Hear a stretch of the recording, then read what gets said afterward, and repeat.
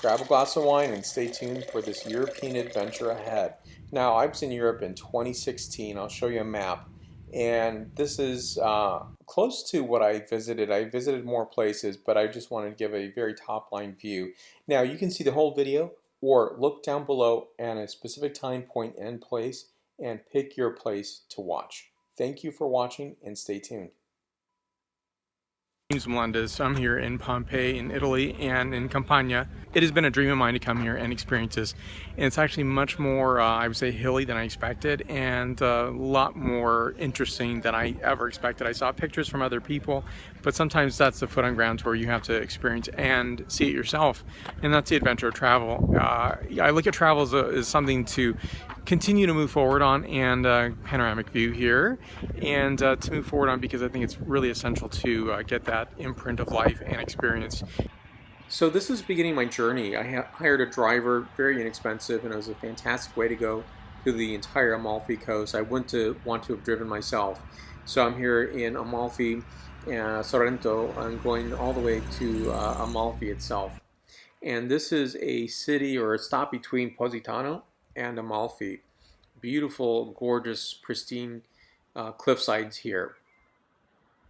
James Melendez, here I am in Amalfi, and my tour guide said if you really like Sorrento, which we passed through, you're gonna love and find that this is paradise, and it truly is. Some views here so you can see a panoramic view of what I'm seeing, and it's been a lifetime. This was on my travel wish list, and finally being here in Italy and Central Europe. But you know, it travels hard, but these are the reasons you travel, to experience the beauty of what you're seeing here in towns like this. And any stress or stressors you have, it's completely worth it. So I'm on the island of Capri. I get here from Napoli on a ferry ride, very inexpensive, and a very glorious time to be here. However, it was rainy, a bit choppy. I had a great experience though, even with the rain, the choppiness. I definitely recommend this visit. Here is the opposite side of what you just saw. These trails are amazing, and someday I'd like to go down them. And here is one of the fountains in the Piazza Navona in Roma. Now this is San Giovanni Laterano, the St. John's in the Lateran, an amazing basilica, the first amongst all basilica and churches in the world. And this is where the Pope has his cathedra or his seat. So this is considered the first amongst all basilica and churches in the world. It is outstandingly amazing and beautiful and very ancient, dating to about the 3rd century AD.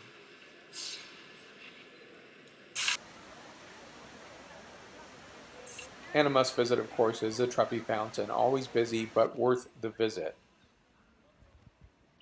And next I went to the Piazza Spagna, and this is where the Spanish Steps are located. It was under some construction, but always a glorious day in this area.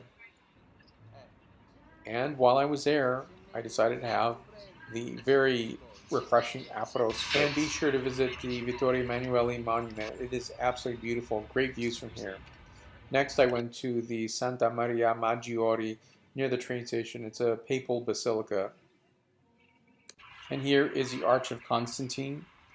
And that's next to the Colosseum. And then you can walk and get to the Pantheon. Stunning, beautiful building from Roman antiquity. And along the way, actually before you get there, you'll see this. This is Trajan's Column. And this is also Trajan's Forum. So here's the Vatican, and going to St. Peter's Basilica is stunningly beautiful. Now I've seen it in the air many a time, but being on the ground is really an amazing experience. Completed in 1626, the height of this is 448 feet, that is to the dome.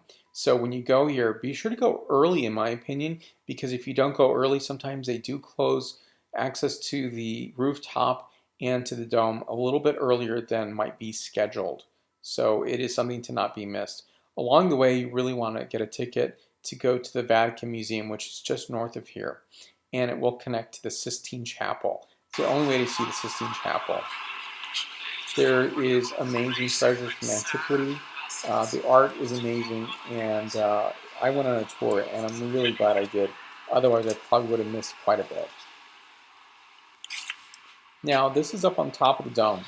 And it is, the scale of this is amazing. And being on this story dome is fantastically, a great experience. And to see all of Rome in its glory, seeing all four sides, seeing the Vatican state itself is really an amazing experience and one to appreciate.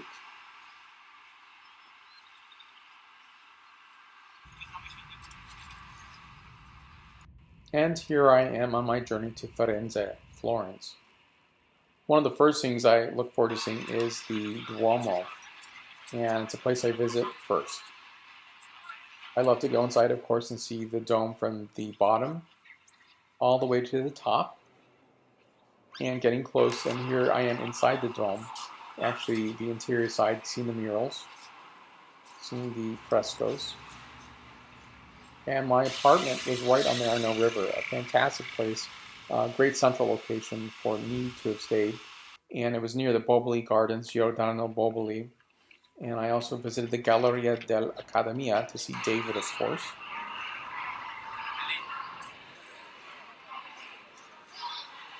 Since I was based in Florence, Firenze, it was easy to get to Siena. And here is the Palio. You can see the Torre del Mangia, 367 feet or 112 meters high. This is where the Palio takes place every summer, the horse race. It's pretty amazing to think it happens here because it's actually not as big as you think it is. Next, I went to the Siena Cathedral and to see the Piccolomini Library of frescoes, which are most likely completed by Raphael. It is absolutely stunningly gorgeous and worth the experience. And then I go to San Gimignano and to see the City of Towers.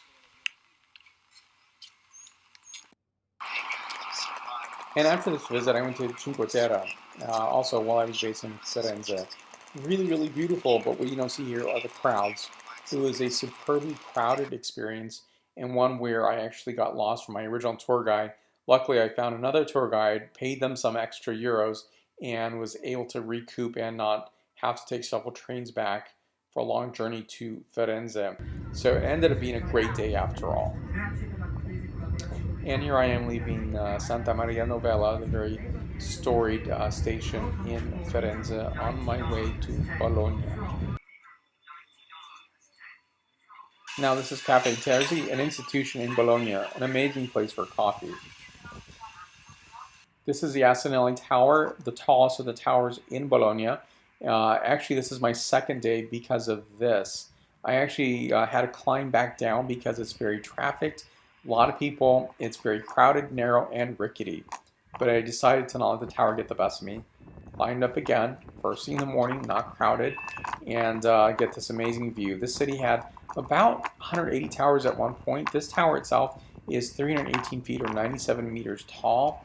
And this is a city that most people forget to visit. They're in a hurry to get from Rome to Venice. And I actually recommend a visit to this amazing place. It has great food and it's not crowded at all.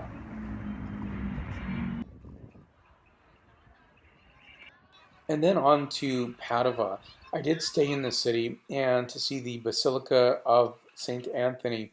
And it's a profoundly sacred place to visit. It's one of 8 papal basilicas in the world, and the tomb of St. Anthony's here. No photographs are allowed, but it is a really special place to visit. I did stay in Padova to get to Venezia, Venice, and to go to Verona. It's a really central location, but if I were to do it over again, I would stay in Verona or Venezia. Now this is the Cappella Scorvini. Now this is a very important capella or chapel built in 1305. These are Giotto's frescoes. They're very important to Western art, and it's really considered a turning point in art. It goes from a Middle Age to the Renaissance period. Stunningly beautiful, a must visit, and you can only stay for 20 minutes, but it's worth every single minute. One of my favorite things is to see San Simone Piccolo outside of Santa Lucia station. Always a welcoming sight. And here is the lagoon with Santa Giorgio Maggiore, the Venetian lagoon. Panning over to the Doge's Palace, you can see the patriarchal Cathedral Basilica of San Marco and the Campanile. Now this is the second level. You need a ticket. Get a ticket. It's completely worth it to get this amazing view of this outstanding architectural wonder.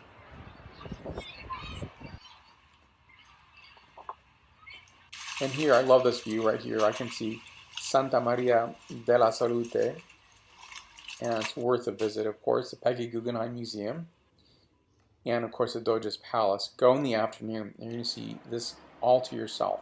It's beautiful. Now I'm in Ravenna. Ravenna took a little while to get to from Padova, but it was completely worth it. This is a very ancient church, the Basilica of San Apollinare Nuovo, and I studied this in art history. And to look at these mosaics, this was consecrated in 561. So you see these bright gold, green, really interesting mosaic forms of a very early Catholic church. I loved being here. I definitely recommend the visit here to see the many churches from this period of time. So I'm here at the Arena de Verona. Now this is a Roman amphitheater built in the year 30 AD. It seats about 30,000 people, but today there's only allowed, for security reasons, only to 15,000, the most complete compared to, say, the Colosseum in Rome. And I'm making a very quick trip up to Trento, and you can see the wonderful Alps, and that's why I wanted to see this. I was there a very short period of time. Now this is a video showing the Funivia di Sardegna, and basically an aerial tram, and something that if I had more time I would have definitely gone up this because I wanted to see the entire valley, but I will visit again. My next journey was to Milano and to visit the Duomo, and opening the door I smelled this plume of incense coming out, the beautiful organ music from the Mass, and knowing that this was started in 1386, completed in 1965, be sure to visit, but also go to the roof right up here. You can see the downtown. It is absolutely stunningly gorgeous, and love this experience. And then I went downtown to see the Unicredit, but also the Torre Bosco Verticali. Now here is the Palazzo Reale in Torino. And Torino is known as being a business center, industrial center, headquarters to Fiat, known for its chocolate. And I love this palace structure right here, seeing the giant tricolore flag. Now this is the interior of the Mole Antonelliana, so it's probably the most famous landmark in Torino. It was constructed between 1863, finished in 1889, conceived to be a synagogue at first. Super high structure during that period of time of 550 feet. Now it houses a Museo Nazionale del Cinema. Now I love the elevator that goes right to the center of this. It's probably the only kind of elevator or lift of its kind that does this. In terms of the design, there could have been no way during this period of time to create this any other way.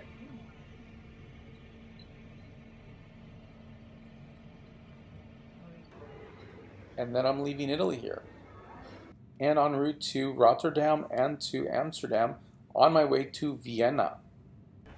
Now here I am in Vienna to Schönbrunn Palace, and so I got several vantage points from this taping here. This is a very top of the hill, and I thought it's a really amazing place to visit. Actually, what I enjoyed the most was the outdoor vistas, because the interior was actually smaller than I expected. James Melendez. Here I am in Vienna, Austria, and of course you're seeing the Schloss Schönbrunn. Now this was purchased in 1569 by the Holy Roman Emperor Maximilian II. It was a mansion called Kitterberg. It wasn't until 1740 Maria Theresa was making the decision to make this into the Grand Palace, Grand Schloss. And this is something that becomes her work of art, so to speak. 1740, 1760 is when this is created. And the beautiful gardens, the Greco-Roman statues, all this is under her stewardship. And then you're going to see here the beautiful Neptune Fountain. She does give credit, and you're going to see the Glorietta on the very top. And first of all, it's a great place to visit. You need to visit when you come to Vienna. And you climb all the way to the top there and have a magnificent view of the surrounding area as well as the Schloss itself. Now, on the very top there, you can see an inscription, and it says Maria Theresa, Emperor, Empress, and her son Joseph II is dedicating that particular beautiful monument. That is their creation. And so for me, I would say this: when you go to the palace here, it's a wonderful visit. It is extremely gilded, beautiful, golden, and everything you want a palace to be. one thing you will encounter is excessive lines. I would recommend getting here first thing in the morning. I believe it opens up at 8:30 every day. I didn't get the audio tour, but I just decided to just walk through it, and that was a good thing to do because it was superbly crowded. There is queues. You have a group assigned number. You could wait up until an hour. So if you arrive here and it's really crowded, you may wait an hour to get into the palace. You could still see this though. So the best use of your time would definitely go get a ticket, and if you have a long wait, come out here, take a look. You're going to do 2 trips because you can't see all this within an hour. It takes a little longer than that if you want to do a nice thoughtful tour here. And so you'll see a lot of other guides, other tours that are being conducted at the same time. A lot of people don't understand when you're trying to get through that you're not part of their particular tour, and they think that there's a static or a very formal procedure to get through, but there isn't. So I would recommend just going through that, enjoying no photography, which I guess is by design in terms of keeping people flowing, otherwise we would say stuck. Though I did have this great desire to take photos inside. It is something I want to remember, and something, being a big fan of European history, is to have a bit of that I could look at any time. There is an orangery, there is a labyrinth, the Neptune Fountain, of course, the Tiergarten, the zoo, and the Stern Basin, the star pool. So a lot of things to see here and to enjoy. I was quartered in Vienna, so it's very easy to get to Bratislava. A fantastic journey, so close. Bratislava, and it's not open, otherwise I would have taken pictures inside. Could peek in just a bit and see the blue pews. It is really absolutely stunningly different, unusual, beautiful as well. And juxtaposed to that is this old Soviet-style apartment building with the workers' statues in the front, which I find very fascinating, completely abandoned. And so this is a really interesting dichotomy and picture of different building styles altogether. This is stunningly gorgeous. So when you're here, it's a little bit off the historic center, but it's really worth visiting. And there are some hours it's open at morning time and the latter afternoon. Now here's a Vltava River in Praha, and I went to the Hra. That was one of the first things I did. And you can see here the change of the guards, and if you want to get to the St. Vitus Cathedral, you'll just have to wait. And look at those guards, they're wearing sunglasses. Now this is St. Vitus. Now it's also known as St. Vitus Wenceslas and Adalbert Cathedral. It was started in 930 as well as 1344 and finally consecrated 600 years later in 1929. Yeah, stained glass windows here are just absolutely stunningly gorgeous. When I thought churches would be less ornate in the north, they weren't. They actually became, in my opinion, at least in terms of the stained glass expression, became much more ornate and just absolutely glorious in coloration. A beautiful and easy and inexpensive place to visit. So this is Wawel Castle in Krakow, Poland. A very historic site, absolutely beautiful, and I love the history here. Get tickets early because it does sell out. They do close early if they do sell out. Now this is a museum of contemporary art in Krakow, right next to the Schindler Museum. And here is the Wieliczka salt mine, and going down this really cool staircase. And it is just really phenomenal. I didn't think I'd like it, but I thought this was a really great experience being in Krakow. And here is the underground cathedral. It's really a testimony to the men who've worked here for 600 years and what they've created, everything from salt.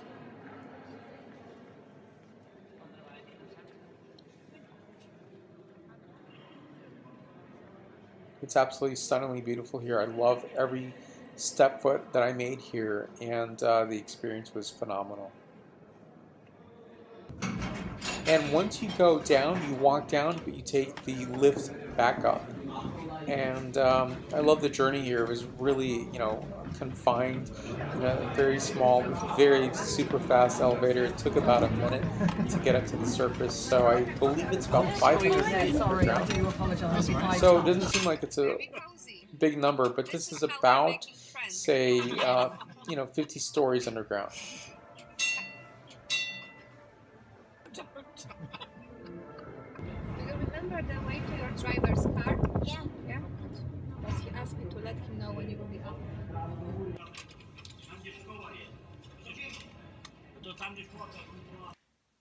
So I'm nearly done with my European experience. I'm going to Berlin next. I'm in Krakow right now, so here's a view of Krakow. It's not the best view, but it is near the train station, and usually train stations for me are just really some places that I don't like to stay near. So just a view of the outside. It's nice and cool. Been a little cooler and rainier than I expected, but that's what happens when you travel. So if I came here in the summertime, maybe it'd be too hot. So that was the other part of it too. It's like, just trying to figure out the best time of year to come. And for me, it was springtime, and I figured fall would be just super busy because that's when everybody decides to travel. So I decided to do something slightly differently, and I think it's really come out in a really positive way for me. So I'm very excited to have been in Krakow and to be in the Old Town Square. It's just an old world charm that is can only be experienced on the ground. I had preconceived notions of what it was going to be like, but it's very different when you're here on the ground. So more to come. We got Berlin next. Here I am in Germany, in Berlin, walking underneath the Brandenburg Gate, the Brandenburg Tor, just a quarter century ago. This was East Germany. This section right here I'm walking under was a DDR. In the center of this was a viewing platform for East German party officials to look west, as well as dignitaries like Fidel Castro. And I would go towards the street side here, and that's where the Berlin Wall was. It was a flat wall, a flat portion where the Grenztruppen would actually patrol all the time. And then towards the street side, Ronald Reagan was here giving his famous speech, as well as John F. Kennedy was looking towards the east. A really amazing place to visit. I very much enjoyed this historical look back. Here's a mid-century modern classic built and completed in 1999, the GSW building. Completely empty, and unfortunately so. And it's one of the mysteries in Berlin. Of course, there's many mysteries, but this is a great design because these slats in the window shield it from the heat of the summer, retaining the coolness, and of course retaining heat in the wintertime. It is enigmatic and beautiful, and of course one of the many mysteries in Berlin why it's actually empty. I'll put more information down below on this building. It's fantastic. And here you're going to see on top of the Bundestag, the Charité Hospital, built during the communist era. I think it's really a cool shot right here. And this is Lord Norman Foster's dome in the Bundestag, and you're looking down at the Parliament itself. It's such an outstanding design, and you need an appointment to get here, so be sure to make a reservation before you even get here because it is absolutely wonderfully beautiful and worth seeing. In Berlin, May 2016, an amazing experience, and this is the Alexanderplatz, and the very famous tower here, very, very tall. I believe it was started in 1967 and completed in the former East Germany. Vatican was built in the communist era as well. It's still the tallest building in Berlin. I believe it is 35 levels. And so for me, I got to experience that, but I didn't get to experience this. And my final experience here in Berlin at the Radisson Blu Hotel with the Aqua Dome. And I did visit Puglia, and this is for the Radici del Sud, so it's a really premier show event for and highlighting southern Italian wines. Really a great experience, a great journey. I love being here. I can't wait to go back. So here I am landing at Charles de Gaulle Airport in Paris, going to Paris, of course, as well as to Champagne. And in Champagne, I visit a number of houses, a number of domains, and here is the La Mardier Bernier experience, and their cave is fantastically beautiful. I can never get over the scent and smell of this beautiful experience of any cave I visit, and to see the exquisite bottles of their cellar is just, stellar, of course.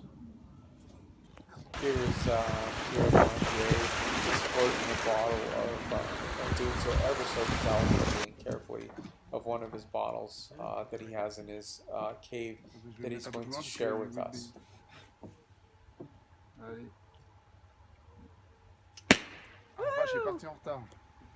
Lovely experience.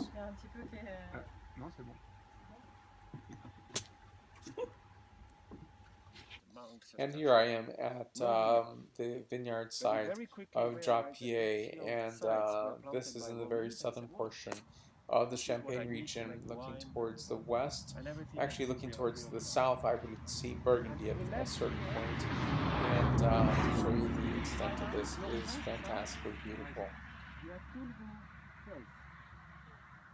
Now I'm at Louis Roederer, and I'm seeing the test buckets of Pinot Noir that they're bringing in.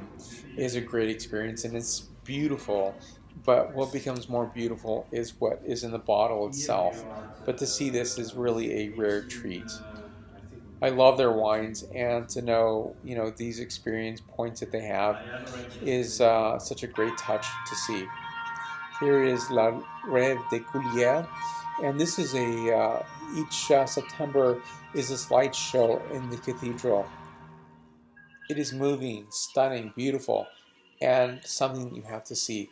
So I recommend a visit every September to see this. Completely sacred, stunning, and when I was here, I could only think it could only happen here in France. It feels medieval, it feels completely original and amazing.